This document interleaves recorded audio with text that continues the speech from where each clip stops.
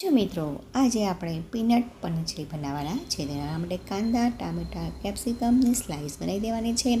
પનીરના આપણે કટકા કરી દેવાના છે. પનીર ઘરનું જ છે. પછી એમાં મેંદો, કોર્નફ્લોર અને મીઠું અને કાશ્મીરી મરચું નાખીને બરાબર સરસ મજાનું એકબીજાની સાથે ભેળવી લેવાનું છે મસાલાને. પછી આપણે એક પેનમાં તેલ લેવાનું છે.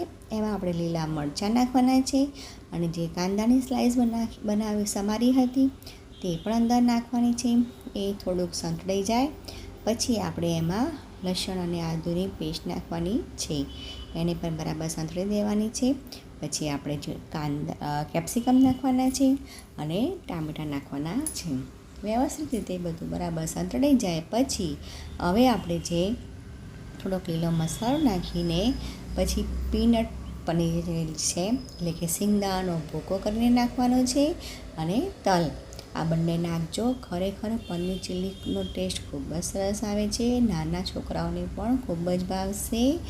પછી બરાબર બધું હલાવી દેવાનું છે. એક બાજુ ચડવા મૂકી દેવાનું છે ને આ બાજુ આપણે કોર્નફ્લોરની સ્લરી કરી દેવાની છે. એટલે કે કોર્નફ્લોર અને પાણી નાખીને વાટકીમાં તૈયાર રાખવાનું છે.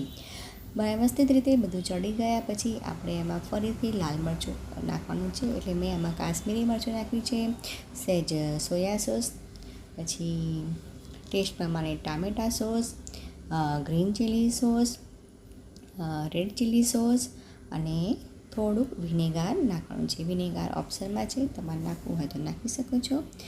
આ બધું નાખ્યા પછી આપણે જે કોર્નફ્લોરની સ્લરી બનાવી હતી તે એડ કરી દેવાની છે. એટલે કે પછી બધું આપણે એને વ્યવસ્થિત રીતે હલાવી દેવાનું છે. તો જોઈએ કે કેટલી સરસ મજાની આપણી પીનટ પનીર ચીલી દેખાતી છે. એમાં આપણે ઉપરથી સહેજ ધાણા નાખી દેવાના છે. હવે આને આપણે એક બાજુ મૂકીને આપણે એક પેનમાં તેલ લેવાનું છે અને જે આપણે મસાલા મીન્સ પનીર કરેલા હતા તે એક પછી એક આવી રીતે એને તળી લેવાના છે.